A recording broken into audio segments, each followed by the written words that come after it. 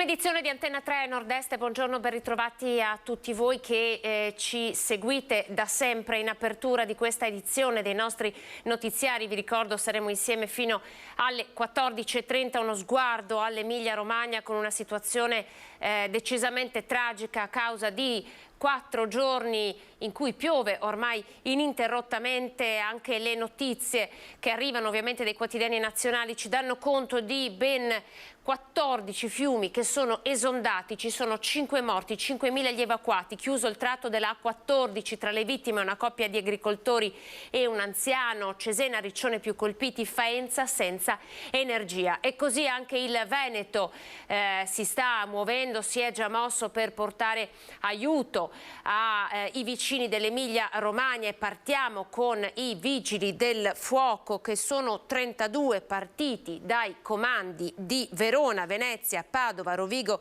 e Vicenza. Sono partiti ieri per raggiungere l'Emilia Romagna. Le squadre inviate sono specializzate per operare in ambiente alluvionale, fanno parte dei moduli della colonna mobile regionale Veneto e Trentino Alto Adige della direzione interregionale dei Vigili del Fuoco. Il personale è composto da soccorritori, sommozzatori speleo alpino fluviali, soccorritori acquatici, personale specializzato nell'uso delle motopompe. Le squadre si sono recate nella città di Faenza, dove si trovano già in questo momento e stanno operando. E poi c'è anche la protezione civile. La protezione civile del Veneto in azione, sono anche loro già arrivati, sono a Cesena, stanno operando in questo momento. L'assessore Giampaolo Bottacin sta tenendo una conferenza stampa e a breve ci collegheremo con la nostra Ilaria Marchiori. Queste sono le prime immagini che sono arrivate della situazione di grandissima difficoltà. Colonne di protezione civile già partite direzione Cesena e Riccione, partite dal Veneto. Tra pochissimo ovviamente faremo il punto con l'assessore regionale Giampaolo Bottacin e la nostra Ilaria Marchiori.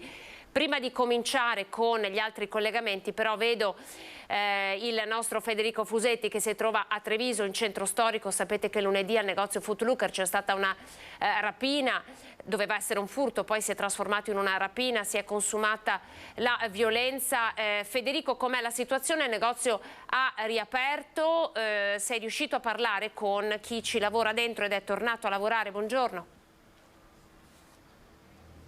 Buongiorno Anna, buongiorno ai telespettatori. Sì, la cronaca ci ha portato qui in centro a Treviso per quella rapina che avevi descritto poco fa. L'atmosfera in effetti un po' di tensione c'è, perché a parte chi lavora all'interno del negozio, che non ha assolutamente voluto rilasciare dichiarazioni, la novità è che da oggi il negozio è riaperto con una guardia all'ingresso, una guardia che insomma ovviamente fa una sorta di controllo un po' da lontano, però dà certamente più sicurezza sia ai lavoratori che ai clienti, ma anche i negozianti qui intorno. Pochissima voglia di parlare, abbiamo un po' scambiato 4 chiacchiere con alcuni negozianti e in effetti c'è pochissima voglia di rilasciare dichiarazioni, proprio forse anche un po' per la paura che comunque c'è per quello che è accaduto lunedì, e tra l'altro è accaduto in pieno giorno, perché insomma parliamo di una rapina avvenuta durante la mattinata con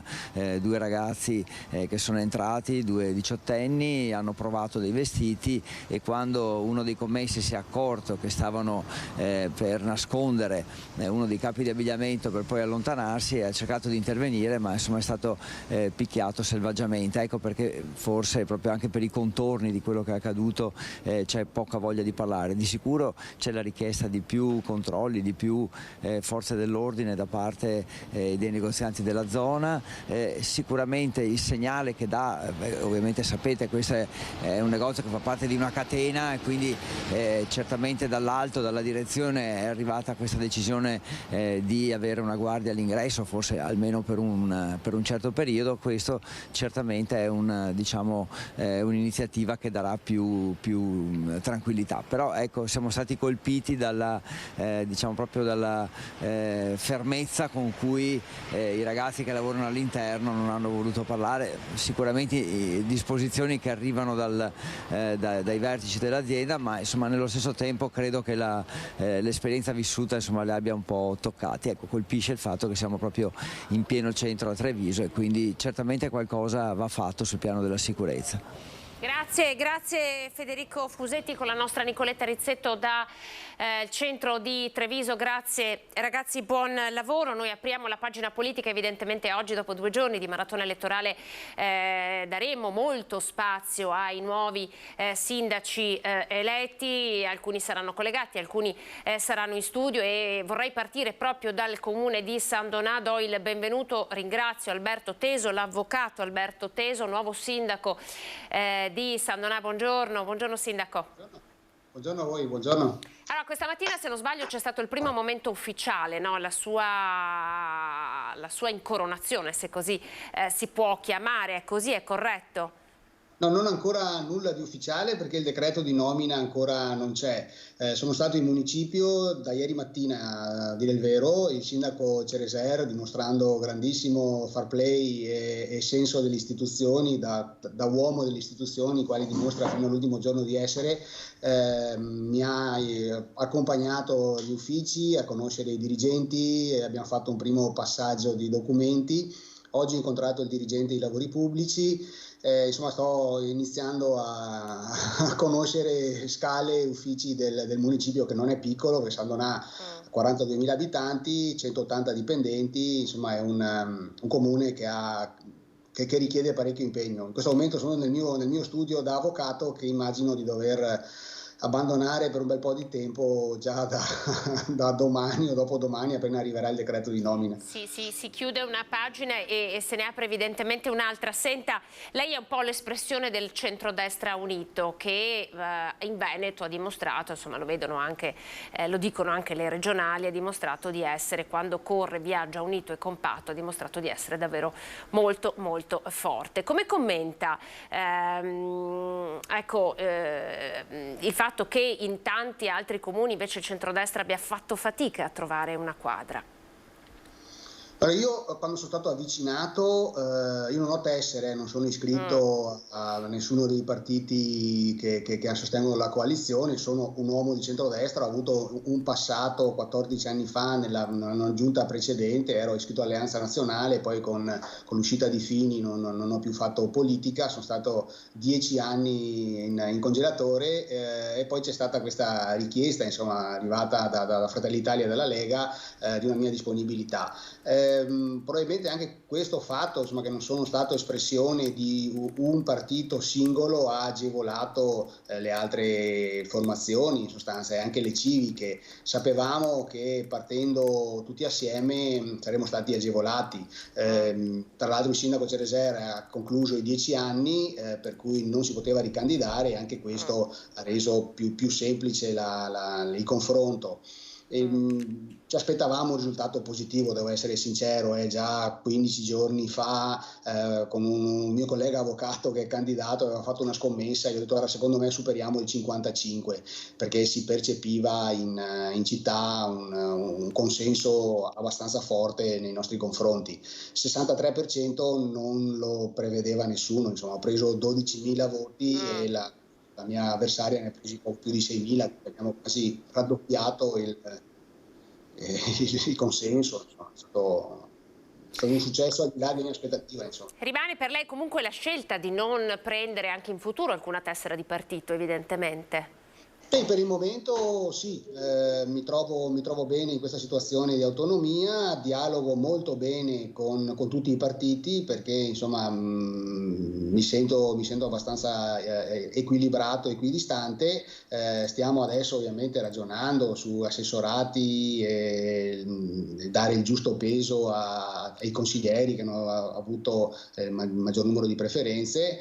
Io spero, ho detto, guardate, che nel giro di una settimana settimana vorrei averla questa giunta, insomma, perché ci sono tante cose da fare. Oggi all'incontro con il dirigente dei lavori pubblici abbiamo visto le scadenze del PNRR, abbiamo opere per decine di milioni in piedi e San Donà, insomma, ha bisogno di decisioni rapide, non possiamo lasciar perdere tempo. Insomma, io da parte mia mi sono dato da fare subito, ho bisogno degli assessori e quindi ho chiesto ai partiti di darsi una mossa, come si dice.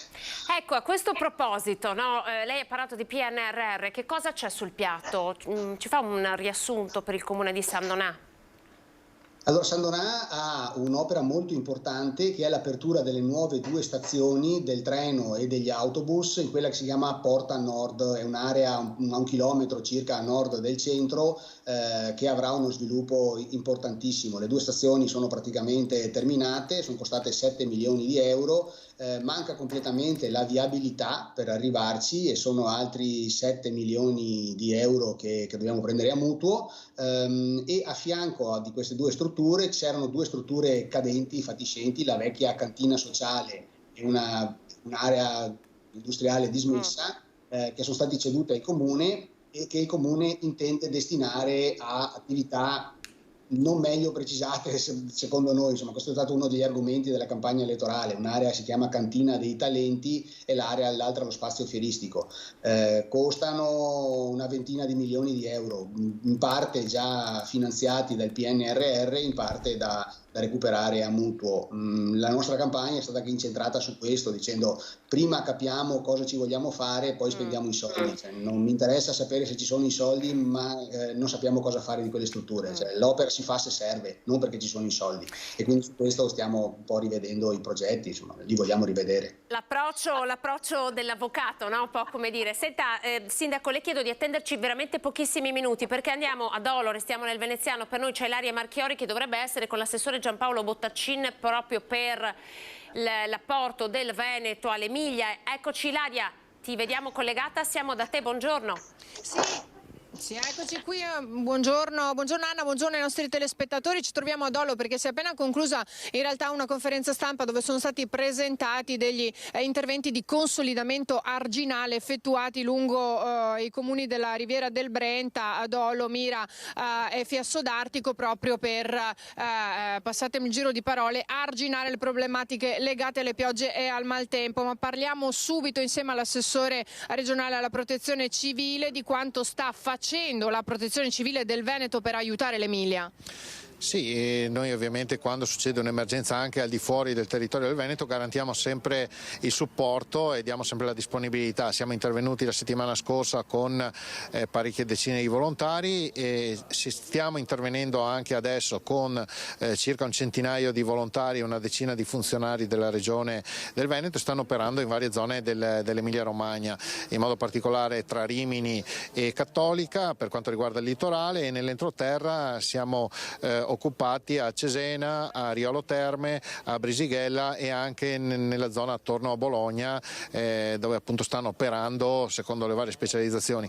E proprio in questo momento mi è arrivata la richiesta di attivare anche dei mezzi in movimento terra perché, come mi confermava la mia collega assessore dell'Emilia Romagna, in questo momento hanno ben 23 comuni isolati, hanno decine e decine di strade impraticabili e interrotte, e oltre a questo vorrei ricordare che i quantitativi di pioggia sono stati veramente rilevanti, hanno registrato oltre 500 mm di pioggia caduta in poche ore, e questo ovviamente ha comportato problemi molto gravi. Ci sono stati ben 14 fiumi che sono esondati. Assessore, per il Veneto la situazione com'è? Cosa dobbiamo aspettarci nei prossimi giorni?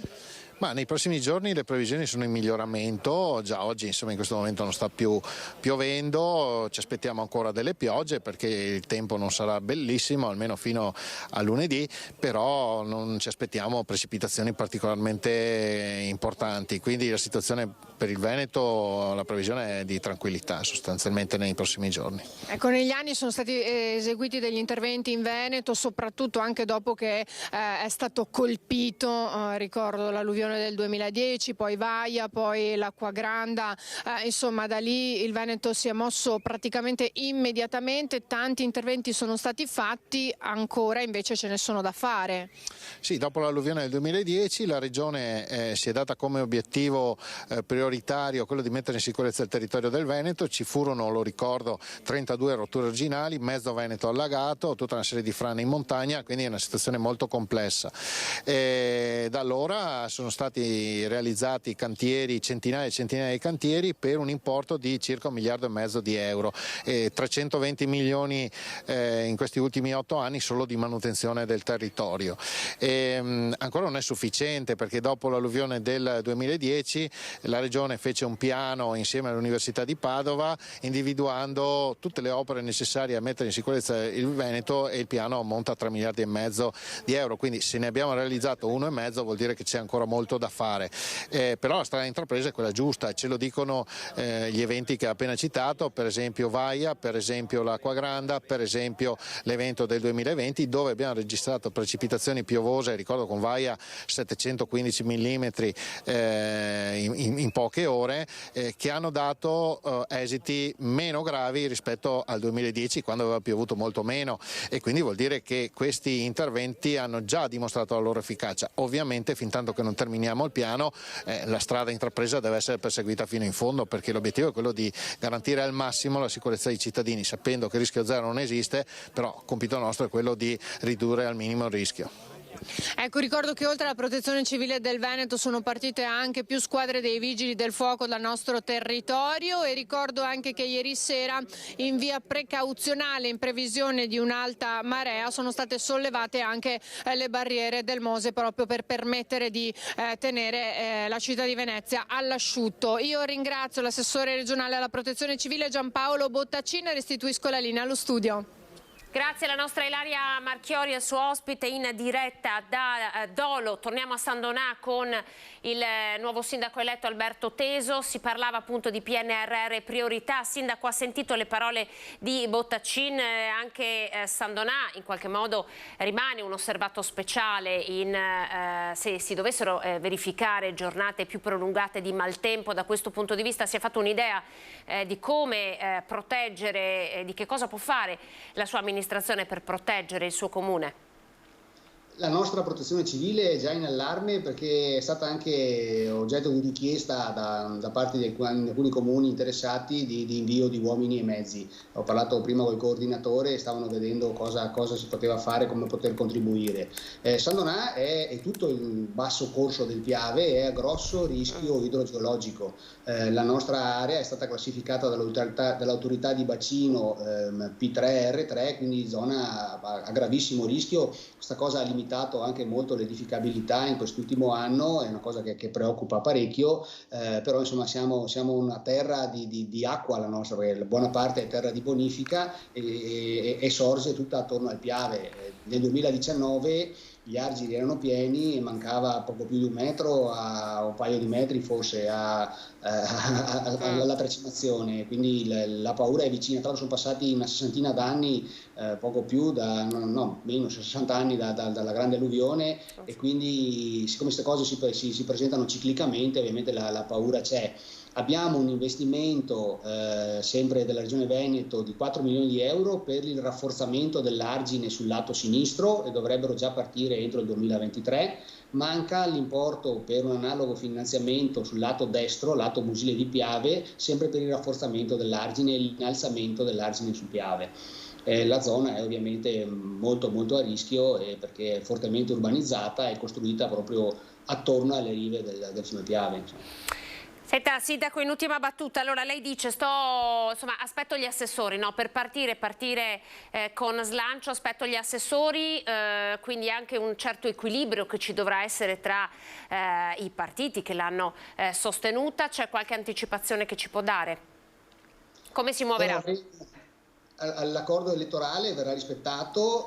Noi avevamo 5 liste a sostegno mio, c'era Fratelli d'Italia che ha avuto un risultato anche questo al di là di ogni aspettativa, perché ha fatto quasi il 30%, poi la Lega, poi la lista unitaria Coraggio Italia e Forza Italia, la lista di Gianluca Forcolin e un'altra civica che non ha raggiunto il quorum per fare il consigliere. Quindi le 4 liste che hanno avuto il consigliere avranno un assessore a testa, vedremo poi come distribuire gli altri 2, perché insomma sono 6, potremmo arrivare a 7, ma io vorrei rimanere a 6 anche per questioni di costi, e riservarmi anche la nomina di un esterno se possibile a mia scelta. Sul vice sindaco, su cui c'è stata un po' di discussione sia in questi mesi che in questi giorni, l'accordo elettorale prevedeva la carica al partito che arrivava secondo, perché già si dava per scontato che Fratelli d'Italia sarebbe arrivato primo, e adesso insomma per pochissimi seggi, qualche decina di seggi, la lista della Lega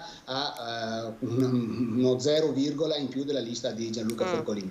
Quindi strappa lo scranno di vice sindaco a Forcolin sostanzialmente la Lega.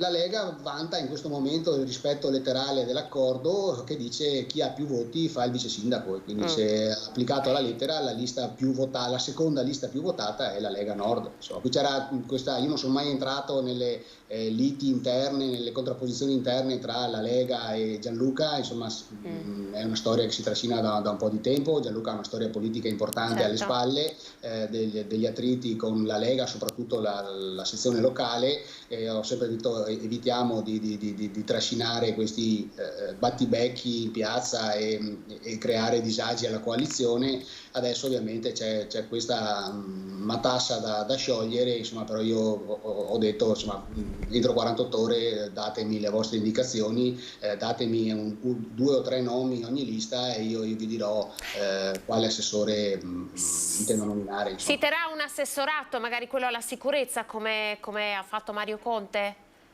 Mi piacerebbe il commercio, perché io faccio l'avvocato da 30 anni, ma in famiglia avevamo un'azienda di distribuzione, sono stato per 10 anni in Confcommercio, dal 2019 sono in Camera di Commercio, Venezia Rovigo, mi sono dimesso da tutto per questa campagna elettorale, però insomma sono molto legato al mondo del commercio. Pensavo di tenere questo, però insomma mi confronterò con le altre forze politiche e decideremo assieme. Grazie per essere stato con noi Alberto Teso, in bocca al lupo ovviamente per questo suo percorso, la seguiremo ovviamente anche noi come giornalisti, grazie davvero Sindaco, arrivederci. Grazie a voi, grazie, buon lavoro. Arrivederci, buon lavoro anche a lei. Noi ci collegheremo tra poco, ditemi quando si collega la nostra Chiara Gaiani da Piacenza d'Adige per tornare a parlare di maltempo, ma intanto io salgo su nel Bellunese e no, forse c'è Daniele Garbin, vediamo, sì, Daniele Garbin, lo vedo collegato. Perché abbiamo un sindaco, il nuovo sindaco di Cencenighe, una conferma peraltro il sindaco Mauro Soppelsa che è collegato con noi, quindi fatemi capire, eccoci qua. Allora andiamo dal sindaco di Cencenighe, buongiorno. Mauro, grazie. Buongiorno a voi, buongiorno. Allora è una conferma, no, per lei questa, una conferma che arriva da insomma un buon lavoro evidentemente. Intanto come commenta questa vittoria? Ma è sicuramente una soddisfazione, io sono al 3° mandato da sindaco, al 2° consecutivo e quindi c'è sempre un po' la preoccupazione che il lavoro che è stato fatto venga riconosciuto. Abbiamo avuto una percentuale del 57,57%, quindi ci riteniamo soddisfatti, anche se l'amaro in bocca rimane sempre perché così tante persone non si recano alle urne, e soprattutto in un piccolo paese dove tutti ci si conosce, dove i consiglieri fanno opera di volontariato. Ci si aspetterebbe sempre un riconoscimento in più per il lavoro che viene svolto appunto soprattutto dai consiglieri, però vediamo il bicchiere mezzo pieno e quindi siamo soddisfatti. Senta, per quanto riguarda la sua giunta, che novità ci può proporre? Allora, non voglio anticipare i nomi perché faremo consiglio martedì e ci ritroviamo lunedì a decidere le nomine. Ci sarà sicuramente un cambio nella giunta con la disponibilità di tutti e quindi quella sera, martedì sera al consiglio, faremo i nomi della nuova giunta che è composta da 2 soli elementi, quindi un assessore e vice sindaco. Senta, intanto un passaggio sul maltempo anche con lei, perché lo stiamo facendo, ha visto che avevamo prima in diretta l'assessore Bottaccin, il maltempo che colpisce i territori, le terre alte sono territori ancora più fragili evidentemente. Lei nei suoi mandati ha vissuto tante emergenze, dall'emergenza Vaia, poi ve ne sono state davvero tante. Allora come proteggere il territorio, come tenerlo in sicurezza, come insomma, gestire la situazione? Sappiamo che il maltempo non sta colpendo tanto quanto in Emilia, però il Veneto rimane attenzionato per i fenomeni atmosferici di grave entità. Sì, guardi, soprattutto il mio paese Cenceniga è un nodo idraulico ben conosciuto, all'incontro di due valli, ha una storia di alluvioni molto lunga, abbiamo sofferto Vaia.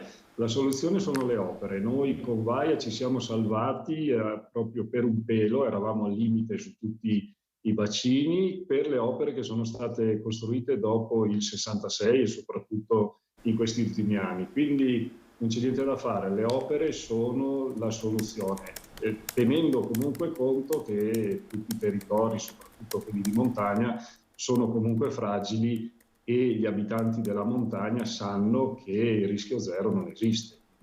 Vivere in montagna, ma anche in altre zone, ti espone comunque a dei rischi che possono essere attenuati con delle opere calibrate. È un lavoro enorme, chiaramente, ma piano piano insomma, bisognerà continuare in questa realizzazione di opere che sono necessarie. L'unico modo per difenderci.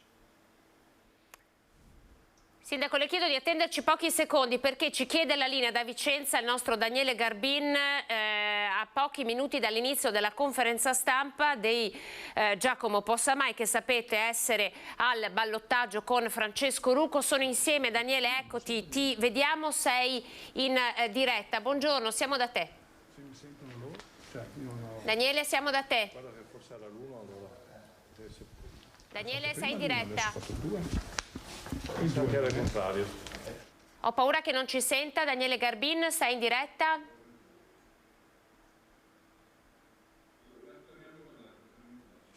Lasciamo stare il collegamento, eventualmente comunicheremo poi con Daniele Garbin. È che lo vedo con l'ospite, per cui... È pronto? Date la linea a Daniele Garbin, ci riproviamo, vediamo se ce la facciamo.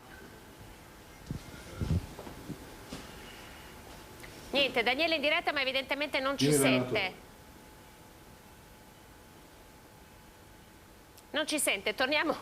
Mauro Soppelsa, ci perdoni, sono ovviamente le inconvenienti della diretta, ci perdoni, torniamo a Cenceniga, stavamo parlando di maltempo, ma allora questo PNRR non è riuscito ad intercedere ad esempio con i problemi delle terre alte, che cosa c'è poi alla fine e che cosa non ha funzionato ad esempio per portare più fondi in comuni come il suo, che appunto, come giustamente dice lei, sono comuni fragili che vanno attenzionati?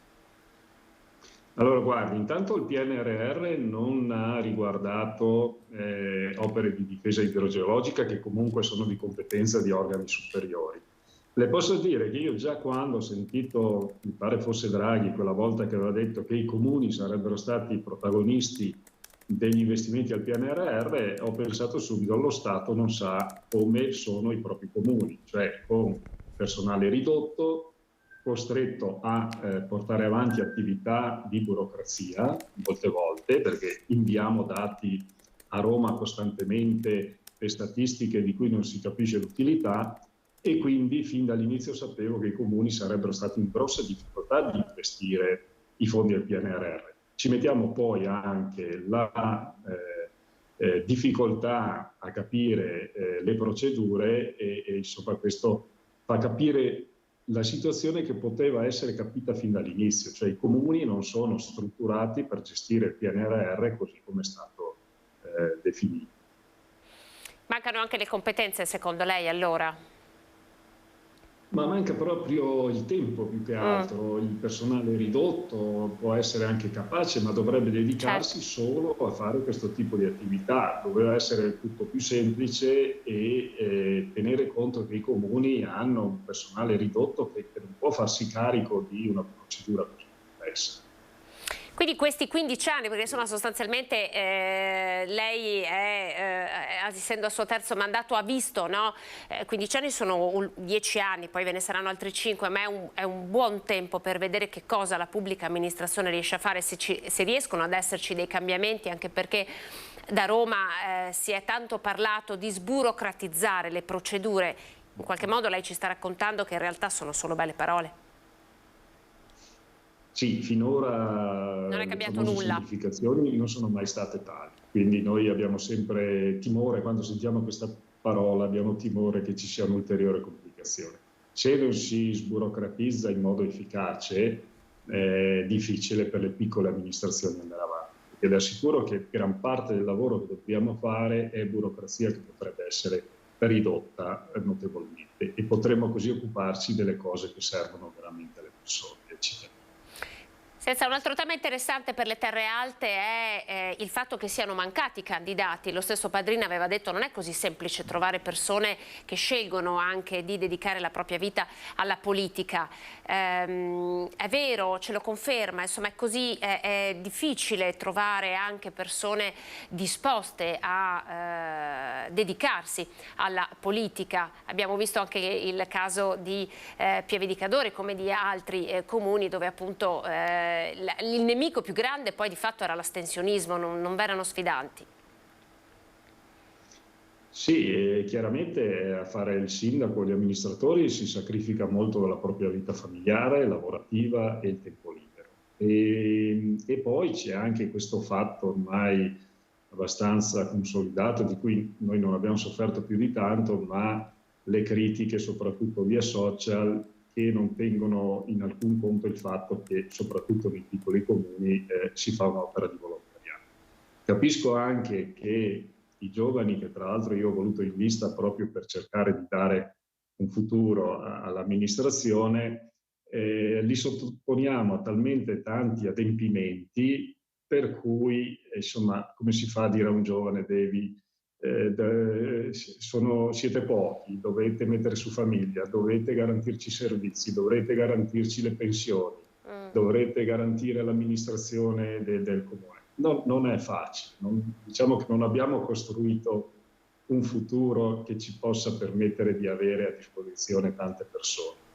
Quindi gli amministratori di lunga data tengono duro, però io spero che dalla mia lista fra 5 anni possa uscire un candidato sindaco. Già ci avevo provato questa volta, ma è molto molto difficile.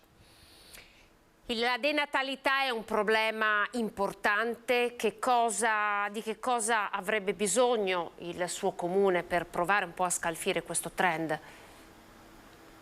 Ma guardi, la denatalità è il problema dei problemi, lo dico sempre. Possiamo ragionare su investimenti, turismo, industria, artigianato, tutto quello che vuole. Se non risolviamo il problema denatalità è inutile investire in tanti settori, perché poi non avremo chi lavorerà nei vari settori.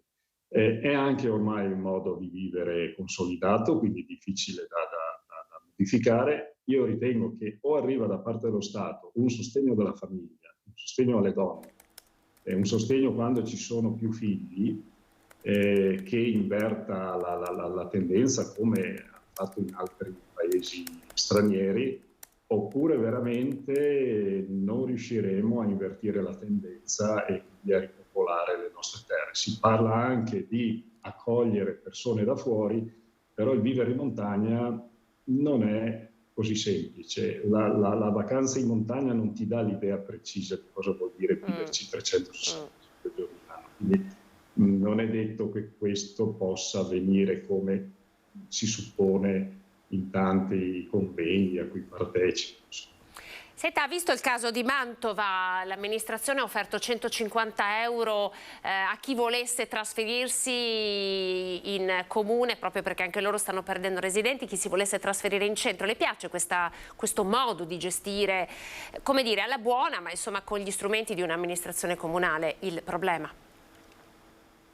Sì, mi piace, però ritengo che la montagna soprattutto deve ragionare come territorio, non come comune per comune.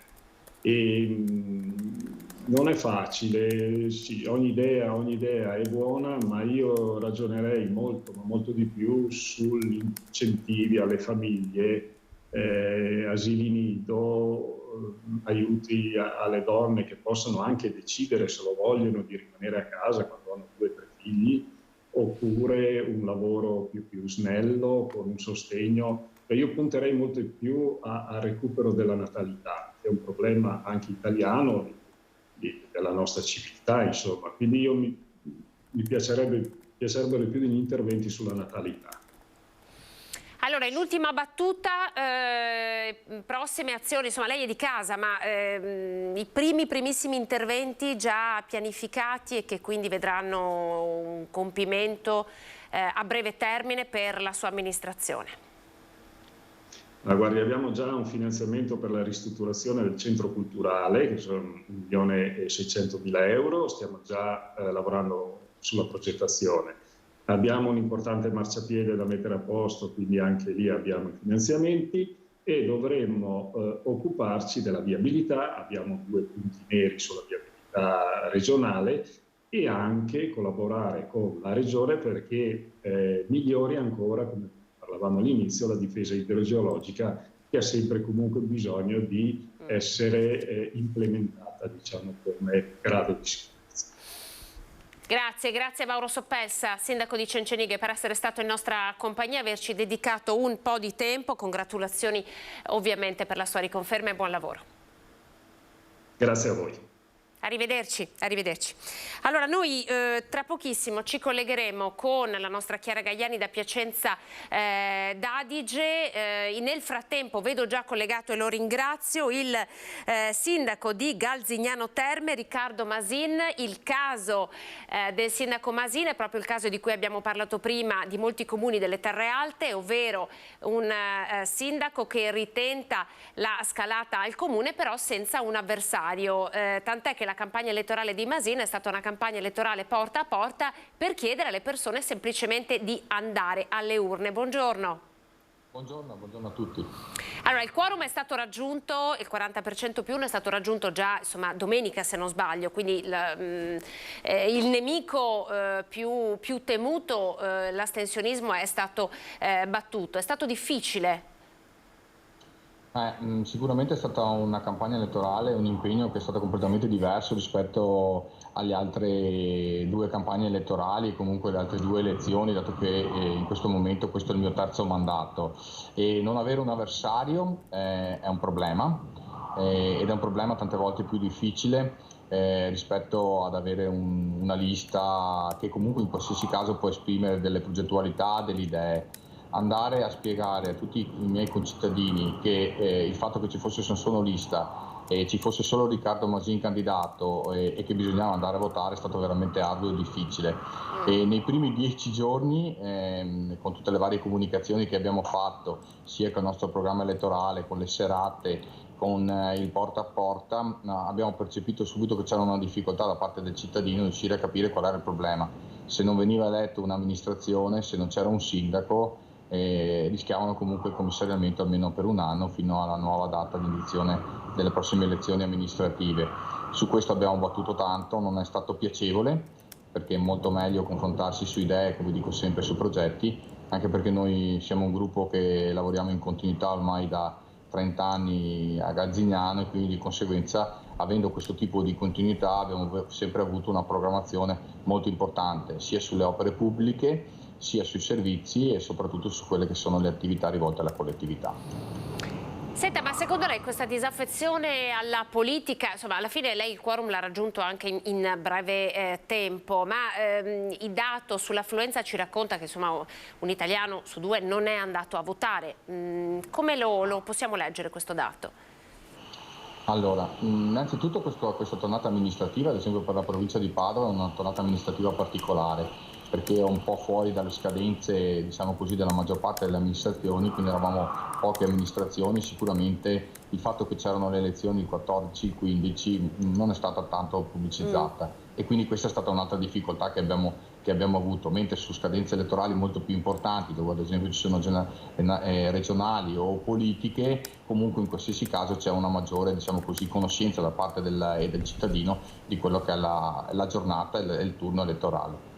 Poi comunque in qualsiasi caso abbiamo visto che nel tempo c'è una disaffezione generale, l'abbiamo visto anche a livello italiano. Sicuramente la politica nazionale non ci dà una mano a noi amministratori dei piccoli comuni o in generale dei comuni. Io ho sempre ricordato ai miei concittadini che comunque il sindaco, gli assessori, i consiglieri, soprattutto nelle amministrazioni, sono veramente il front office di quelle che sono le problematiche della cittadinanza. Il sindaco si trova sicuramente il sabato e la domenica, io abito tutto nel mio comune, quindi mi trovano, hanno la possibilità di parlarmi, di esprimere le loro incertezze, le loro problematiche e fare anche le richieste.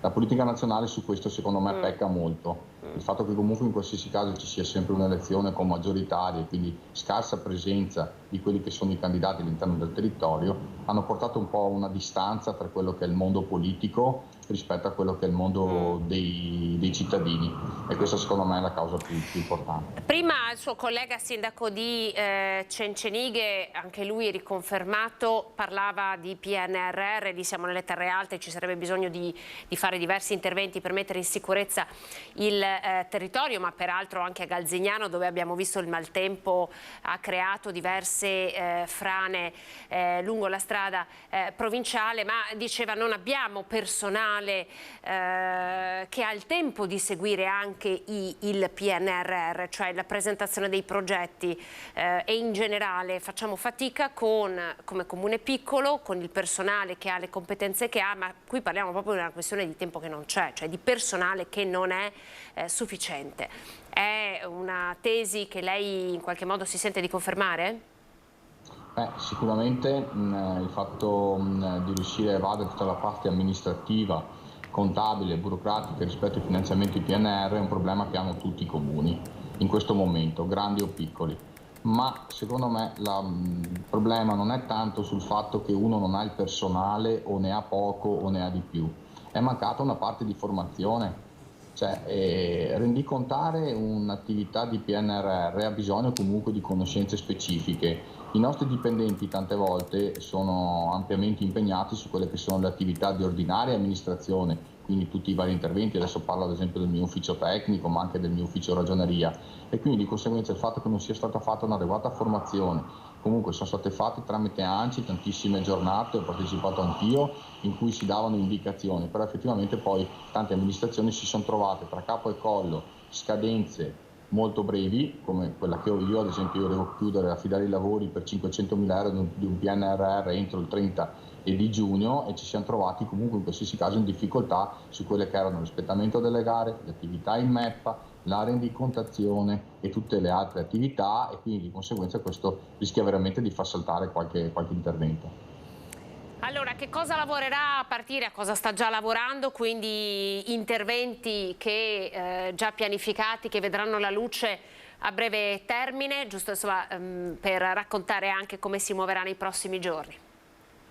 Allora, noi essendo un'amministrazione, come ho detto in precedenza, di continuità, abbiamo già, per quanto riguarda le opere pubbliche, dei lavori in essere, quindi abbiamo, come ho detto, il PNRR, 500.000 euro per le accessibilità museali, e i lavori dovranno essere affidati entro il 30 di giugno e dovranno essere completati comunque entro l'anno, e poi abbiamo il completamento di una messa in sicurezza di una viabilità su un tratto di strada provinciale, anche qui una parte di fondi PNRR e una parte di fondi del comune con l'avanzo di amministrazione dell'anno precedente.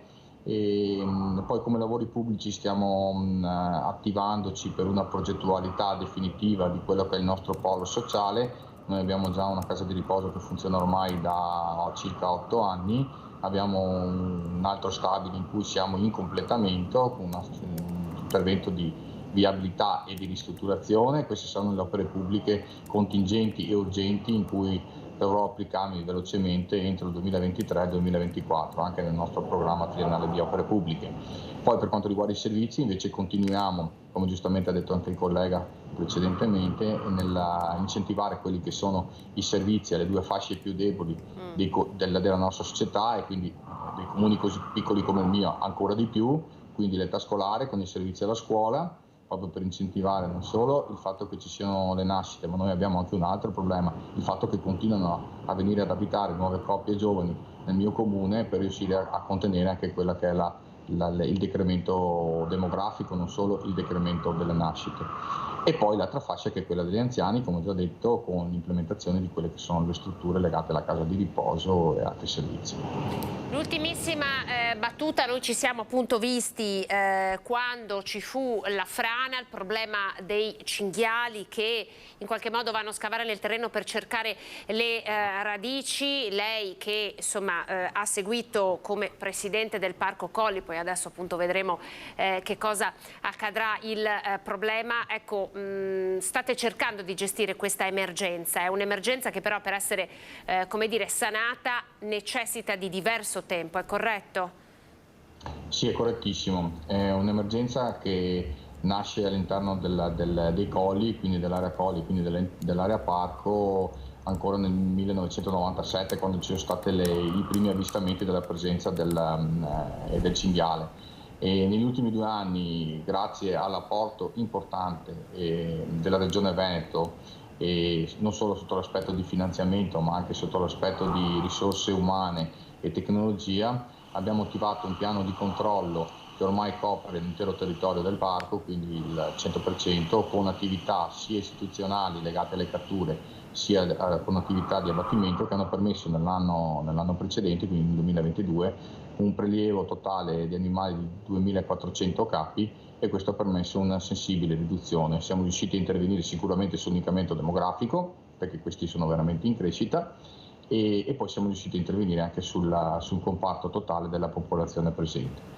È un'attività che avrà dei risultati solo ed esclusivamente, l'abbiamo sempre detto, se andrà in continuità, cioè nel senso se l'attività sarà continuata negli anni. Non si riuscirà a debellare il problema perché il cinghiale non potrà mai essere eradicato, ne abbiamo già la storia anche a livello nazionale e anche a livello europeo, però contenuto sicuramente sì, e penso che il Parco Colli e la Regione Veneto adesso siano sulla buona strada. Ultimissima battuta, so che lei vuole una giunta rinnovata proprio perché appunto ha già diversi mandati alle spalle, ci può fare qualche anticipazione? Allora, non abbiamo ancora definito quelli che sono i nomi per quanto riguarda i rappresentanti della Giunta, posso solo dire che sarà rinnovata al 50% rispetto alla tornata precedente, come è stata rinnovata anche del 50% la composizione dei consiglieri. E come abbiamo sempre fatto, noi lavoriamo per il futuro. Questo sarà il mio ultimo mandato e l'eredità più importante sarà quella di riuscire a creare una classe dirigente che possa portare avanti ancora le attività come ha fatto Riccardo Masini e come hanno fatto anche i suoi predecessori. Grazie, grazie allora, in bocca al lupo ovviamente. Repi. E congratulazione per la sua rielezione. Arrivederci Riccardo Masin, sindaco di Galzignano Terme, arrivederci. Allora ci chiede la linea la nostra Chiara Gaiani, andiamo ora a Piacenza d'Adige, Frattagorzone, osservato speciale, le idrovore sono in azione, buongiorno Chiara. Buongiorno Anna, buongiorno ai telespettatori di Antenna 3. Sì, siamo proprio a Piacenza d'Adige, alle mie spalle vedete l'idrovora San Felice, mi dicevano adesso i tecnici del Consorzio di Bonifica Adige Oganeo che in realtà è la più piccola del Consorzio, e ringrazio Michele Zanato che è il presidente del Consorzio di Bonifica Adige Oganeo e Matteo Paccagnella, ingegnere tecnico del Consorzio. Perché siamo qui? Settimana scorsa si stavano vivendo ore di grandissima apprensione. Per fortuna non si è verificato il peggio, ma già c'erano degli allagamenti importanti che hanno interessato soprattutto il piano campagna. Il Frattagorzone, che il collega Federico Cibotto vi fa vedere in questo momento, è stato davvero sorvegliato speciale. In questo momento la situazione è tranquilla, tutti gli occhi sono puntati all'Emilia Romagna, tra l'altro da Padova sta partendo una colonna con una decina di volontari, sono stati destinati all'Emilia Romagna anche i vigili del fuoco con un mezzo anfibio proprio dalla città di Padova. Matteo Paccagnella, che cosa stava accadendo qui la settimana scorsa, proprio in queste ore? Sì, la settimana scorsa, a cominciare da mercoledì scorso, sono caduti circa 135 mm nell'arco delle 24 ore, poi si sono susseguite altre precipitazioni fino a un totale di 200 mm. Il livello logicamente l'impiantante dello scolo San Felice, che è quello l'adduttore principale dell'idrovora, si è alzato sopra lo zero di bonifica e questo segnalava una crescita in alcune zone. Il sistema del consorzio di bonifica e tutto il personale si è attivato accendendo l'impianto idrovoro e che ha funzionato H24 fino alla giornata di lunedì mattina, dove il livello si è riuscito a riportarlo in zona di guardia sotto allo zero di bonifica. Ecco, questo fiume tra l'altro si alza di livello molto velocemente. Federico Cibotto adesso vi farà proprio vedere qual è il livello di attenzione. Siamo a circa 9-10, questo livello, il primo livello di attenzione, è stato toccato, ma basta che salga di poco il livello del fiume perché l'allarme sia ancora più importante. Sì, quando se si alzava ancora 20 centimetri, tutti gli impianti idrovori che vanno a confluire le acque nel fiume Frattagorzone dovevano essere spenti. Fortunatamente l'abbiamo solo toccato e quindi siamo rimasti al di sotto del livello di guardia e quindi questo non è successo. Ecco, questo significa che l'acqua è stata fatta defluire dal piano campagna, non creando quindi problemi alla popolazione ma anche alle varie imprese. E drenare l'acqua è l'impegno, è l'obiettivo per cui sono nati i consorzi di bonifica, è un obiettivo che in Regione Veneto i consorzi di bonifica portano a termine molto bene, cioè questo lavoro lo sapete fare bene, Presidente? Sì, il nostro lavoro lo sappiamo fare, i primi lavori di bonifica sono nati con i veneziani nel 1500, qui più a valle ci hanno fatto nel 1514, fatto proprio dai veneziani.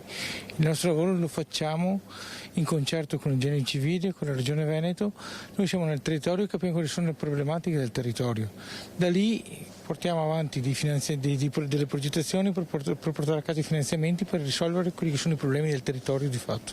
Ecco, tra l'altro ricordiamolo che nel 2010 tutta quest'area, il Frattagorzone, è stato uno dei fiumi interessati dalla grande alluvione che ha colpito il Veneto, da cui tra l'altro sono partiti davvero lavori molto importanti. Sì, sono partiti dei lavori molto importanti finanziati anche dalla Regione Veneto, tipo il bacino di Montebello e l'automatizzazione di impianti idrovori e la messa in funzione. Pensate che fino a 5-6 anni fa c'erano ancora dei motori diesel che avevano 100 anni nelle nostre idrovore. La Regione Veneto ha stanziato importanti finanziamenti perché così possiamo telecontrollare e telecomandare i nostri impianti da casa praticamente. Adesso resta però l'altro problema, allora l'acqua la gestiamo cercando di smaltirla, il problema è adesso in alcuni casi riuscire a trattenerla, il grande problema della siccità è sul tavolo. Sì, non è facile passare in una settimana dalla siccità diciamo all'emergenza alluvione. Stiamo pensando quali saranno le soluzioni nel territorio, non è facile perché comunque è un territorio complesso e non è facile trovare delle soluzioni per immagazzinare l'acqua. Ecco, allora Anna, non so se tu hai altre domande, altrimenti veramente ringrazio i miei ospiti, ringrazio il Presidente del Consorzio di Bonifica Adi Gioganeo, Michele Zanato, ringrazio Matteo Pacagnella, ringrazio anche per la collaborazione tecnica Federico Cibotto. Da Piacenza d'Adige direi ti restituisco la linea allo studio. Grazie a voi, grazie a Chiara Gaiani, Federico Cibotto, grazie per questo passaggio. Avete visto che abbiamo aperto con il maltempo, con la situazione in Emilia Romagna e le colonne di mobili di Vigili del Fuoco e Protezione Civile del Veneto che sono già partite e stanno operando in questo momento, ma evidentemente anche i nostri fiumi sono osservati speciali in questo momento e la pioggia tra l'altro non accenna a fermarsi. È previsto maltempo anche per le prossime ore. Ecco, vedete, queste sono le immagini che arrivano dai Vigili del Fuoco. Emilia Romagna, ovviamente Riccione e Cesena sono i comuni più colpiti, sono 14 fiumi che hanno esondato, ci sono 5 vittime, come dicevamo, sono 5.000 le persone evacuate, è stato chiuso un tratto di autostrada e poi sapete che anche ieri la circolazione ferroviaria è andata letteralmente in tilt, problemi anche alle stazioni ferroviarie, quindi occhi puntati anche su questo, torneremo su questo tema nel corso della nostra diretta. Adesso però andiamo in pubblicità e poi a seguire qui con noi in studio il nuovo sindaco di San Biagio di Callalta, Valentina Pillon. A tra poco. Prima edizione, ben ritrovati ancora con noi. Abbiamo parlato evidentemente in apertura di maltempo con quello che sta accadendo in Emilia-Romagna. Colonne mobili della nostra protezione civile, vigili del fuoco, sono già sul posto per dare una mano. Anche i nostri fiumi sono osservati speciali. Ci siamo collegati con Ilaria Marchiori e l'assessore Giampaolo Bottaccini. Poi non potevamo non dare spazio alla politica con un faccia a faccia con i nuovi sindaci eletti. Vi presentiamo il nostro prossimo ospite. Lei è Valentina Pillon, primo cittadino di San Biagio di Callalta. Ha strappato con il suo centrodestra sostanzialmente il municipio a Cappelletto, che insomma è quindi al centrosinistra, che ha governato per 10 anni. Una sfida, come dire, anche al photo finish, sì, perché vi dividono una sessantina, settantina di voti, sì, se non sbaglio. Allora partiamo da qui.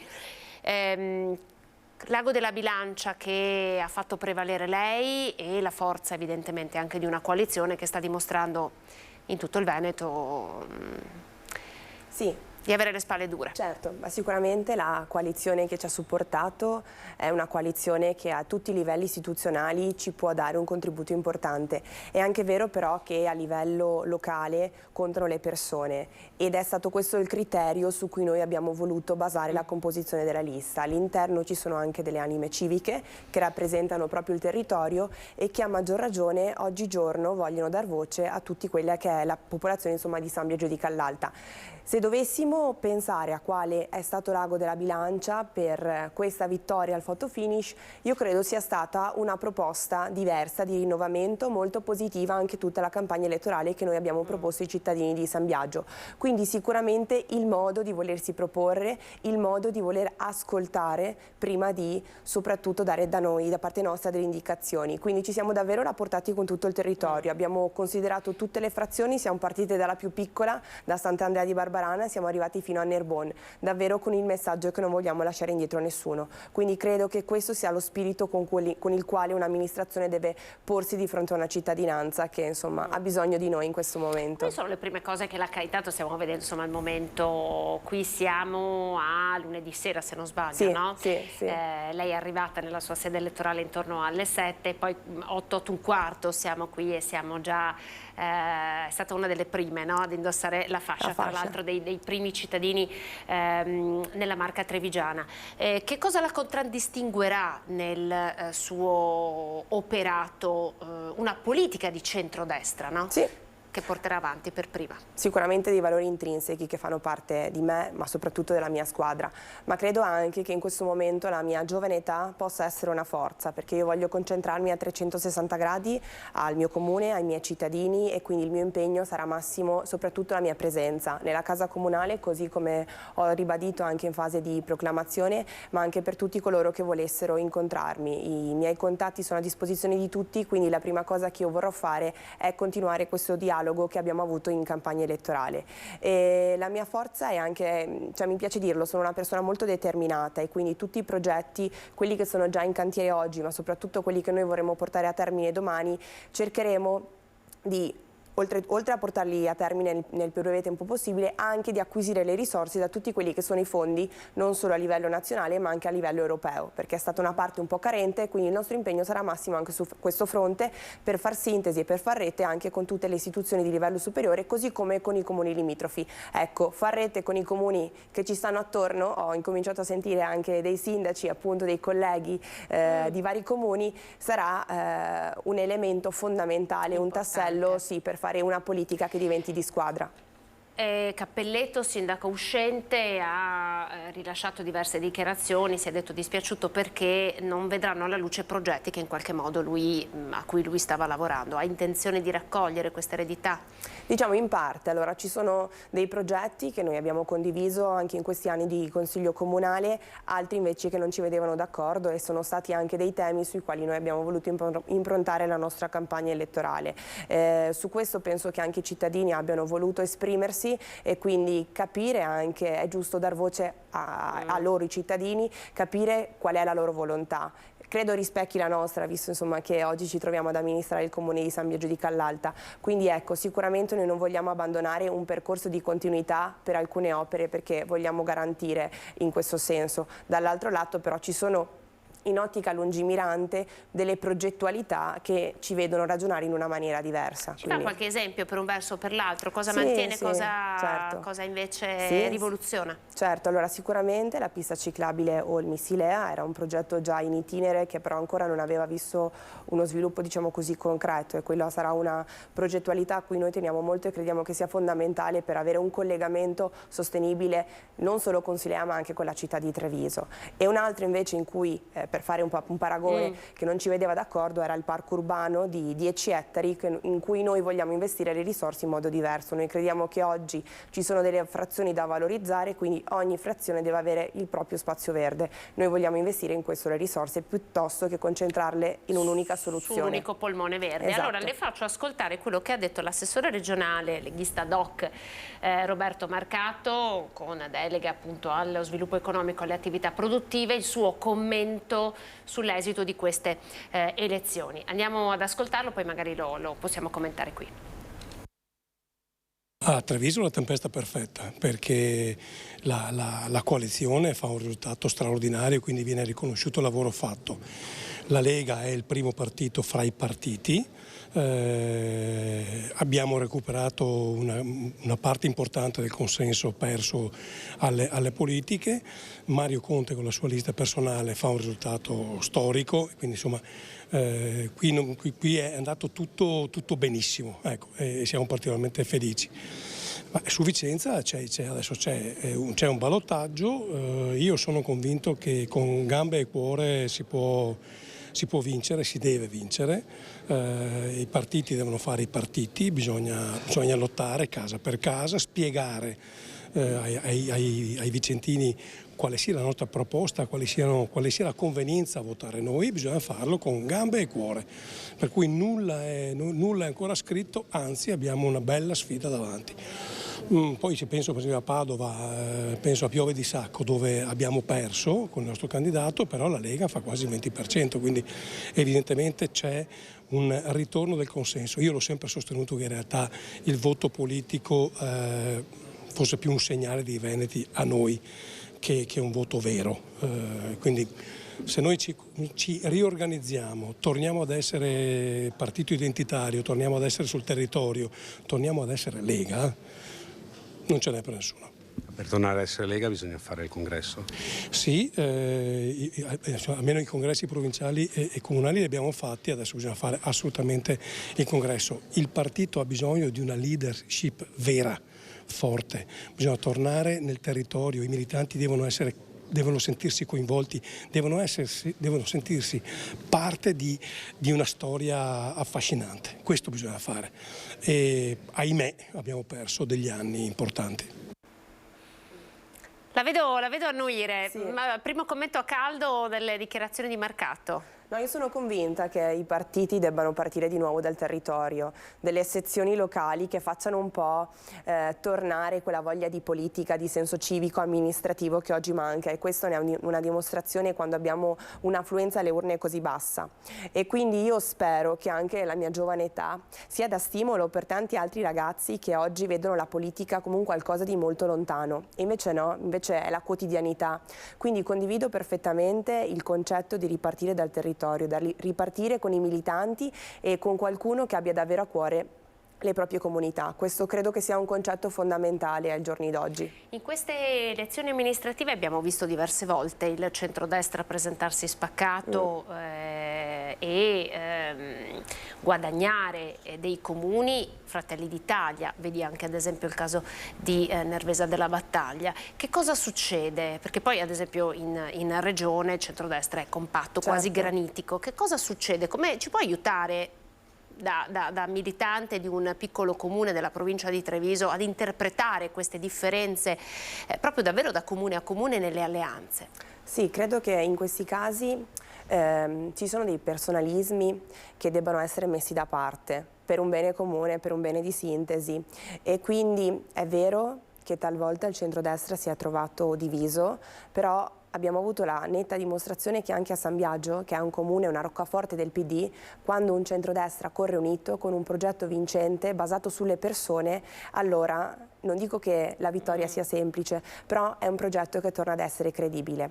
E quindi io dico, è meglio fare tutti un passo indietro per il bene comune e per far sì che si torni ad avere quella sintesi perfetta di cui anche Marcato parlava, che Conte insomma a Treviso lo ha dimostrato. Correre tutti quanti uniti, ognuna con la propria componente, con la propria personalità che rispecchia le singole voci del centrodestra, fa sì insomma che tutti quanti ci riconosciamo in questo progetto e poi alla fine insomma abbiamo tutte le qualità e tutte le caratteristiche per poter prenderci i comuni e governare non solo San Biagio di Callalta insomma, ma tutta la regione. Senta, c'è già nella sua mente uno schema per la distribuzione degli assessorati proprio anche nel rispetto, no? dei risultati di questa elezione per l'equilibrio dell'alleanza? Sì, beh, sicuramente c'è un criterio meritocratico, insomma, perché lo hanno dimostrato i numeri. La nostra lista ha avuto tantissime preferenze perché abbiamo avuto dei candidati che ci hanno creduto fin dal primo momento e che sono andati a prendersi i voti alla vecchia maniera suonando tanti campanelli, e quindi è giusto premiare chi ha lavorato in questa campagna elettorale. Dall'altro lato sicuramente verrà fatta anche una considerazione per tenere saldi tutti gli equilibri insomma, che sono stati condivisi con tutto il gruppo e che a maggior ragione domani faremo un ragionamento di insieme, chiaramente premiando non solo il merito ma anche le competenze per garantire a San Biagio di Callalta l'esecutivo più competente per poter dar seguito a quello che è il nostro programma elettorale. Quanto tempo si dà per la nuova giunta? 15 giorni, sì. E ha già pensato, immaginato di tenere per sé un assessorato, come ad esempio l'assessorato alla sicurezza per Mario Conte? Ci stiamo lavorando in base appunto a quelle che saranno poi le figure che avrò al mio fianco. Sicuramente da sportiva, probabilmente lo sport. Ex patinatrice, sì, no?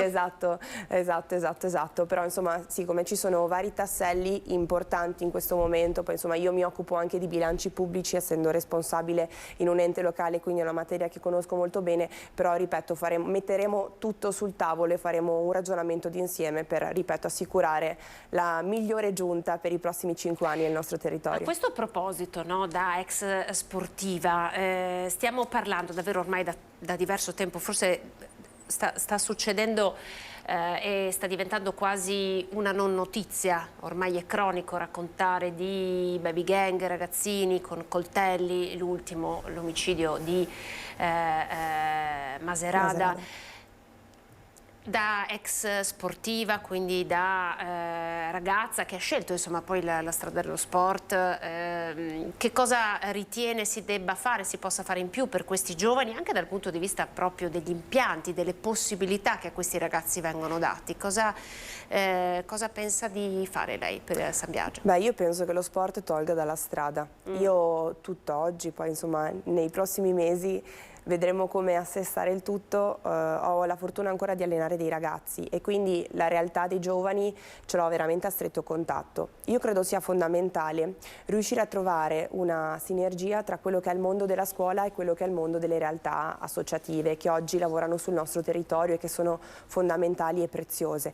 Lo dico perché più ragazzi riescono a praticare la pratica sportiva, più ragazzi riusciamo a togliere dal mondo della strada, da tutti questi baby gang, da tutti questi fenomeni che stanno diventando sempre più preponderanti e quasi, come diceva bene lei, non fanno neanche più notizia perché è quasi come se fosse diventata la normalità. Quindi sicuramente riuscire a far sì di creare delle nuove opportunità e anche degli impianti sportivi che siano davvero fruibili a 360 gradi. Noi ancora diversi anni fa avevamo raccolto una petizione di 2000 firme per un nuovo palazzetto dello sport, ma non è il classico esempio di voler edificare un qualcosa di nuovo, ma è perché noi crediamo che all'interno di questa struttura ci possono essere delle bellissime realtà sportive in cui i giovani non solo praticano la pratica sportiva, ma anche è un momento di sfogo, è un momento di aggregazione, è un momento di socialità e quindi ci sono tutti quei valori, anche il fallimento che oggi i nostri giovani quasi non conoscono. Abbiamo sempre il mito di dover essere i primi, di dover vincere, però insomma sappiamo bene che la vita non è questo, non è solo questo. Quindi insomma tra i suoi sogni per il suo mandato c'è un palazzetto dello sport? Noi ce lo auguriamo, insomma, purtroppo le strutture oggi esistenti, abbiamo una cittadina dello sport che sta incominciando a prendere vita con un bellissimo impianto dedicato all'atletica, abbiamo anche un nuovo campo da calcio, però ecco il palazzetto che si trova a Olmi purtroppo è oberato e ci sono tante società che stanno facendo richiesta per avere maggiori ore, maggiori spazi, maggiore disponibilità e quindi insomma... Dove potrebbe essere? Beh, sempre collocato lì, nella Sempre zona lì. di Via Olimpia, noi vorremmo lì dedicarlo. Un allargamento, Sì, allora. esattamente, sì. Allora, le faccio sentire le dichiarazioni di Matteo Salvini, che ieri è arrivato in Veneto per commentare appunto i risultati delle elezioni con la vittoria di Mario Conte e insomma, il ballottaggio di Francesco Rucco, entrambi appunto sostenuti da Salvini. Devo dire grazie alla Lega di tutto il Veneto, perché 9 comuni su 9 riconfermati, più 6 strappati al centro-sinistra, più altri 7 vinti come coalizione, quindi devo dire che c'è una riscossa, una ripartenza che nell'arco di pochi mesi è bellissima e anche a noi che siamo i leghisti al governo. Ero adesso al telefono con Roberto Calderoli, che avrà l'onore e l'onere di portare a termine il percorso dell'autonomia. Insomma, il consenso dei trevigiani, dei vicentini, dei veronesi ci serve e ci aiuta. Cosa ti aspetta adesso da un sindaco che vince col 65%? Di fare bene quello che ha fatto per 5 anni e quindi dal mio punto di vista tutte le infrastrutture che stiamo sbloccando in tutto il paese, anche a Treviso in Veneto, andranno avanti spedite, e poi mi aspetto che, come ha fatto in questi anni, faccia crescere una classe dirigente che sia il futuro di Treviso. La crescita di Mario Conte politica ci scommetterebbe? È una risorsa sicuramente. Si parla di un Mario Conte per il dopo Zaia. Adesso siamo al dopo Conte di Conte, quindi c'ha 5 anni davanti. Poi è chiaro che la tradizione di buon governo in regione andrà alimentata. C'è il discorso del terzo mandato in essere, su cui sia per i governatori che per i sindaci, su cui sono assolutamente disponibile a ragionare. Ci sono le province da reintrodurre elette direttamente dal popolo, come è giusto che sia, con poteri, denari e competenze, quindi diciamo che abbiamo dei mesi stimolanti davanti. Le province da reintrodurre, cosa ne pensa? Ma io ne sarei tanto felice, perché credo che un po' come il presidenzialismo di cui se ne sta parlando, anche la provincia è un ente in primis che deve tornare a avere tutte le competenze di un tempo, anche a livello finanziario, quindi in termini di risorse economiche, ma soprattutto che siano i cittadini a votare i propri rappresentanti. Insomma, ci lamentiamo sempre che abbiamo dei collegi uninominali che sono veramente stringenti, in cui non possiamo esprimere le nostre preferenze, almeno qui a livello locale, così come facciamo per le elezioni regionali, che ci diano l'opportunità in primis di eleggere i nostri rappresentanti e che poi la provincia torni davvero ad avere il peso che merita. Quindi noi ce l'auguriamo. Grazie Valentina Pillon, ovviamente in bocca al lupo per il suo percorso, Viva che noi il lupo. vigileremo. Grazie mille, da vicino. Come professionisti. Grazie ancora. Grazie a mille. lei. Grazie a tutti. Ci spostiamo a Marostica, per noi c'è la nostra Monica Smiderle, Mozzo è al lavoro con appunto questa conferma e riconfermato il vice sindaco Scomazzon. Monica, siamo da te.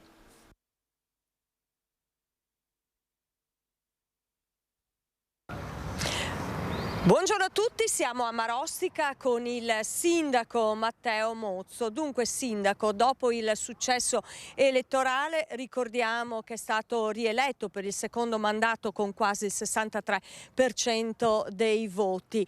Allora sindaco, è tempo ora di pensare alla giunta. Che novità ci può dare?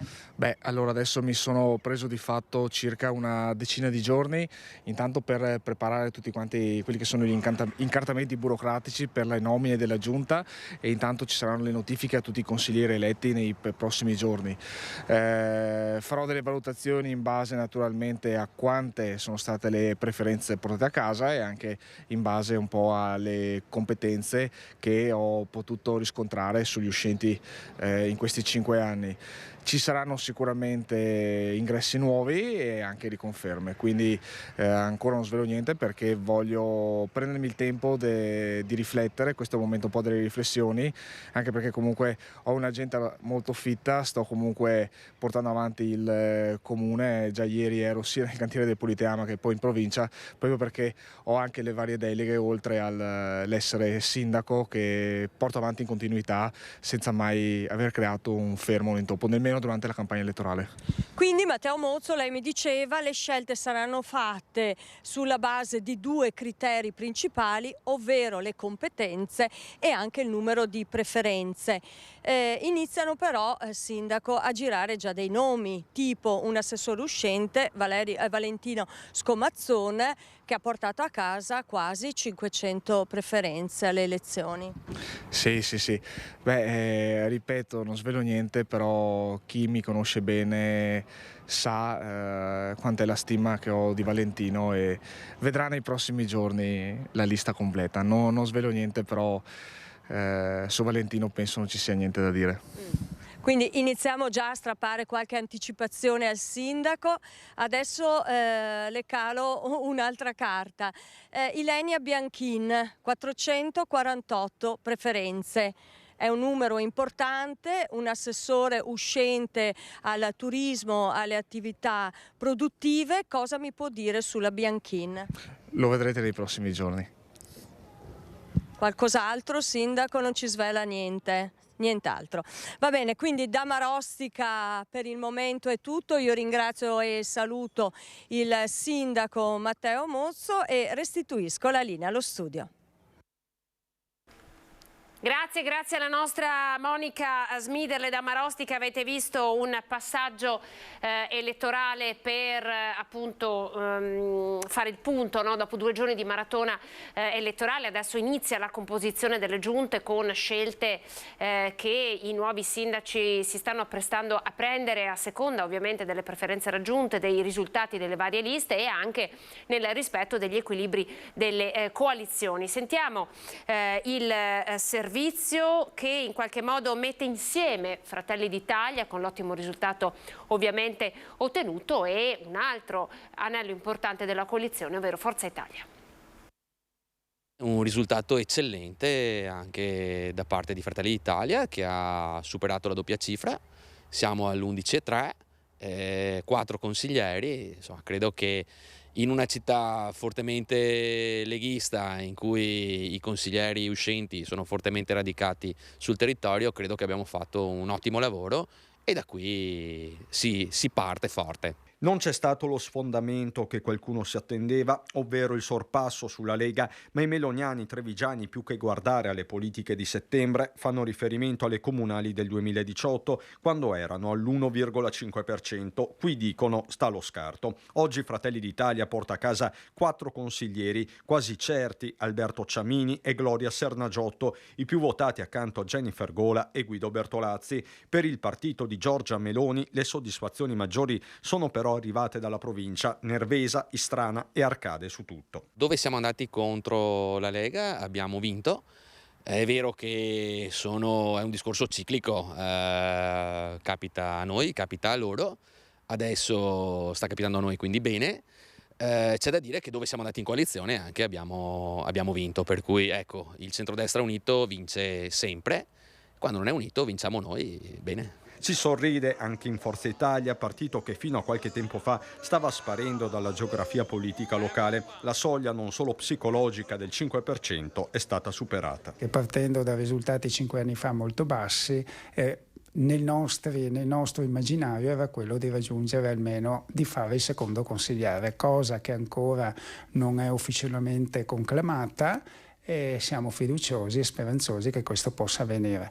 Non si maturasse questa ipotesi, va da sé che siamo comunque soddisfatti perché il nostro consigliere l'abbiamo fatto, anzi Davide Acampo è stato tra i più eletti comunque e questo è un vanto per tutti noi. Se Davide Acampo ora quindi si rivela mister preferenza dei moderati, toccando quasi quota 500, chi rischia di rimanere fuori è il vice sindaco uscente Andrea De Checchi, anche se allo stato attuale non si può escludere nulla, nemmeno un incarico esterno. L'auspicio è quello che possa anche verificarsi questa opportunità, però il sindaco Mario Conte è una persona riflessiva, sa cosa vuole, sa cosa ha potuto dare il nostro vice sindaco e speriamo che ragioni di conseguenza.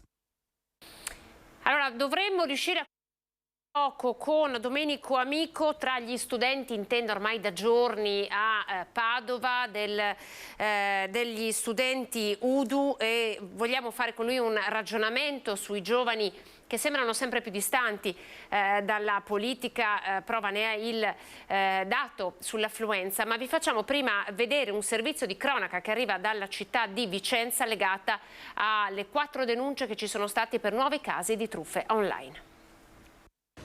Schio, 3 episodi di truffa online scoperti dai carabinieri a seguito delle indagini eseguite dopo le denunce delle vittime dei raggiri. Un 21enne di Schio si era reso irreperibile dopo aver incassato un bonifico di 500 euro da una donna padovana come caparra per il noleggio a lungo termine di una vettura. I carabinieri, una volta individuato il giovane, lo hanno denunciato. Uno scledense, vittima questa volta invece di un 28enne di Crotone, aveva versato 250 euro per acquistare un'assicurazione RCA online. La mancata emissione della polizza ha fatto scattare le ricerche dei militari sulle tracce della truffatrice. Stesse modalità anche per l'identificazione di 2 truffatori di 40 e 49 anni residenti nel Foggiano per aver incassato il pagamento di 250 euro per uno smartphone online senza poi aver mai consegnato il prodotto all'acquirente di Schio. Caso Moschea di Mestre, andiamo subito nel veneziano con il servizio della redazione, vediamo. Se poi non fanno del male a nessuno che l'aprano, però non mi sembrava il massimo. Già Via Piave è un degrado terrificante, mancava anche la moschea.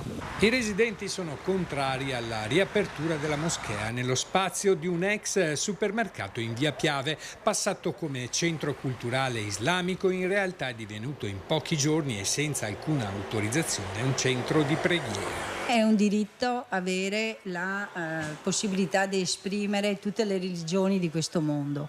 Quello che mi preoccupa è l'assembramento, la pulizia e la sicurezza che in questi giorni abbiamo visto non c'è. Lo spazio ad uso commerciale a 2 passi da Piazza Ferreto è stato aperto dalla comunità bengalese chiedendo in corso d'opera il cambio della destinazione d'uso all'ufficio urbanistica, richiesta mai accolta. Nonostante tutto, negli 800 metri quadri si continuava a pregare. Il comune ha perciò fatto scattare la diffida e imposto la chiusura al gestore e all'utilizzatore. L'immobile non ha i requisiti di sicurezza. Dopo i controlli di polizia, la chiusura è immediata. È compito del comune far rispettare queste regole, effettuare i controlli e sanzionare nel caso in cui le regole non siano rispettate. Anche in questo caso il comune è intervenuto, non si tiri in ballo la libertà religiosa, i diritti o altre cose. Siamo davanti a una situazione di uso improprio di locali che non possono essere usati con quella destinazione. Nonostante le restrizioni del comune, le perplessità e le preoccupazioni fra i residenti ed esercenti sono in aumento. Un mese fa, nei pressi della moschea, con l'inizio del Ramadan, erano comparse anche le indicazioni per guidare i fedeli. Io chiedo ai nostri politici che ci sia l'intelligenza di aprire questi tipi di centri di preghiera in zone dove è possibile convivere. Eccoci, Domenico Amico si è collegato, studenti UDU. Domenico, buongiorno, direttamente in tenda, se non sbaglio, sì, abbiamo una tenda alle sue spalle, siete ancora lì. Vi ricordo ormai da giorni in tutta Italia la protesta degli studenti contro il caro affitti, l'emergenza abitativa che vede coinvolti proprio loro, gli studenti. Domenico, buongiorno intanto, ben ritrovato. Buongiorno, salve. Tra l'altro questo maltempo non aiuta, dall'inizio della vostra protesta non c'è stata una giornata di sole. No, siamo da mercoledì, scusi, passano anche i turisti, siamo da mercoledì pomeriggio, questa ormai è diventata una settimana, e abbiamo avuto 5 giorni di pioggia e se no 2 giorni tra sole e nubi. Non aiuta sicuramente il tempo, però siamo sotto i portici del Palazzo Bo dell'Università, quindi in realtà siamo anche protetti. Sicuramente non è facile, però la protesta o è protesta o è sicuramente non è una passeggiata, chiaramente. Sì, tra l'altro io so che voi vi collegherete anche con la nostra Francesca Bozza domenica, sempre per fare il punto sulla vostra battaglia. Io però, Domenico, le voglio chiedere un commento sui dati dell'affluenza che vedono in questo momento, ad esempio voi con il vostro collettivo, fare delle battaglie molto forti e una buona parte di giovani che invece ha scelto in questa tornata elettorale di non votare. Un italiano su 2 non ha votato. Come commenta questo dato sull'affluenza? Beh, c'è un serio problema della tenuta democratica di questo paese.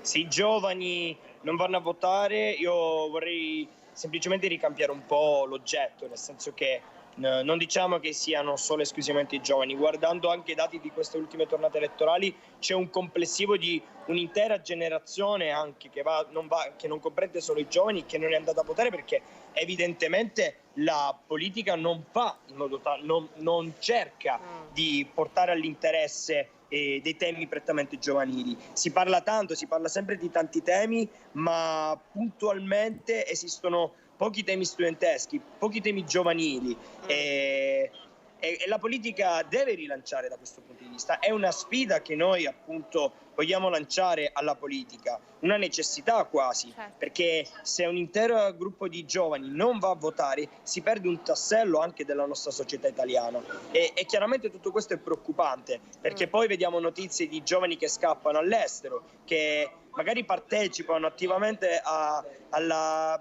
vita politica di un paese dove magari sono emigrati, perché magari in quel paese c'è un maggiore interessamento nei nostri confronti. Quindi io rilancio anche un po' con tono d'accusa, non penalizziamo i giovani, cerchiamo di rilanciare anche i temi che vogliono i giovani, che vuole la mia generazione. E tra questi temi ovviamente oltre a quello dell'emergenza abitativa c'è anche quello della legge sull'omotransfobia. Oggi è la giornata nazionale per l'omotransfobia. Siete rimasti delusi dalle poche prese di posizione che ci sono state nonostante anche la raccolta firme e il tema per come viene affrontato dal governo? È anche questo uno dei temi di cui il governo non si fa carico?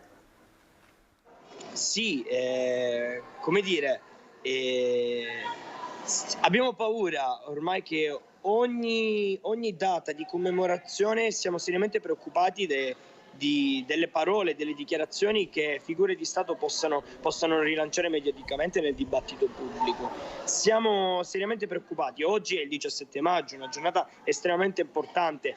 Così come in precedenza abbiamo visto il 1° maggio e il 25 aprile. Da parte dello Stato non abbiamo ricevuto un'attenzione su quelle che sono giornate di commemorazione anche da questo punto di vista. Se esistono ci sarà un motivo. È proprio in queste giornate che si devono rilanciare dei temi di sensibilizzazione. Io appunto vorrei rilanciare che se il governo non ha rilasciato le dichiarazioni, una delle la massima figura dello Stato come il Presidente della Repubblica invece ha dato il suo pieno sostegno e allora abbiamo bisogno anche di questo in queste giornate, abbiamo bisogno che le figure di Stato si assumano delle responsabilità e rilancino anche le giornate a favore e a supporto, come oggi, come la giornata di oggi, una giornata in cui sul tema di diritti civili siamo ancora troppo indietro e non lo diciamo noi giovani. Lo dice l'Europa, lo dice la Commissione europea. È un dato di fatto che l'Italia è ancora dietro sul tema dei diritti civili. Serve coraggio indipendentemente dal colore politico, perché quando parliamo di diritti civili non esiste un colore politico, esistono delle persone. Senta, in questa sede abbiamo rilanciato prima il tema del presidenzialismo, l'elezione diretta dei propri rappresentanti da parte dei cittadini con un neoeletto sindaco. Cosa ne pensa? Scusi, può ripetere la domanda che sempre qui passano. Immagino che la situazione non sia facilissima, le chiedo veramente una battuta a spot. L'elezione diretta dei propri rappresentanti, prima se ne è parlato qui con un ospite, quindi andare a votare per esempio anche il Presidente della Repubblica piuttosto che il Capo del Governo con una grande riforma elettorale. Guardi, io penso che chi ha liberato questo Paese ha attenzionato molto e ha avuto una visione lungimirante su quella che è stata anche la scrittura e la messa in atto della nostra Costituzione. Chi invece vuole cambiare la nostra Costituzione, chi ha sempre cercato di cambiare la Costituzione, è perché evidentemente non andavano bene determinati aspetti con cui noi abbiamo cercato in tutti i modi di tutelare la nostra libertà e fare in modo anche che il popolo e la tenuta democratica fosse una base fondamentale della nostra nazione. Quindi io rilancio che quando si tocca la Costituzione si tocca sempre noi comuni cittadini, si tocca anche la nostra piena libertà, il nostro pieno potere di decidere anche. No, non mi esprimo in merito al presidenzialismo, bensì a quella che è la concezione dell'attuale governo di voler cambiare l'assetto di questo Paese. Abbiamo una delle migliori Costituzioni al mondo, questo è una cosa che lo dicono anche varie altre organizzazioni internazionali, e mi chiedo, dinanzi a un problema generale economico, finanziario e di tenuta anche democratica, perché i cittadini non vanno a votare, perché bisogna cambiare l'assetto governativo, che il governo pensi ad altre priorità rispetto invece all'assetto del nostro Paese. Grazie Domenico per essere stato con noi. Io devo chiudere e vi lasciamo alla vostra protesta, anzi grazie appunto per essere riusciti nonostante le condizioni a intervenire in questa nostra prima edizione. Domenico Amico, Studenti UDU, grazie per essere stato con noi, arrivederci. Grazie a voi, buona giornata. Arrivederci, arrivederci. Noi siamo arrivati alle previsioni del tempo, a seguire pochi minuti di pubblicità e poi parleremo, attenzione, di pensioni e non solo, lo faremo con la CGIL. È uno spazio pensato apposta per darvi la possibilità di intervenire, dunque fare anche delle domande in studio ai nostri ospiti. Vi aspetto.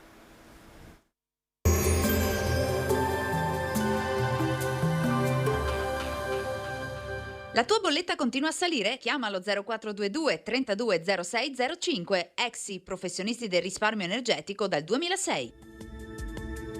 Bentrovati al meteo. Pressione debole in questa giornata, il ciclone mediterraneo continua a condizionare il tempo sul nostro territorio. Vediamo insieme il dettaglio di mercoledì 17 maggio. Sul Veneto avremo piogge e temporali che bagneranno gran parte del territorio. Tuttavia in genere non saranno di forte intensità, fenomeni sparsi e intermittenti e dalle ore centrali anche in diradamento. Temperature in locale variazione, minime tra 11 e 13 gradi, massime invece comprese tra i 16 e i 18 gradi all'incirca. Ci spostiamo ora sul Friuli Venezia Giulia, anche in questo caso avremo precipitazioni un po' ovunque, deboli sulla costa dove soffierà bora forte con raffiche anche intorno agli 80 km/h a Trieste. Temperature minime sui 12-14 gradi, massime sui 16-18 gradi. Infine diamo uno sguardo al Trentino Alto Adige, dove non mancheranno rovesci sparsi, tuttavia saranno in esaurimento con il passare delle ore. Temperature minime intorno agli 11 gradi, massime sui 18-20 gradi all'incirca. Dal meteo è tutto, vi auguro un buon proseguimento in nostra compagnia.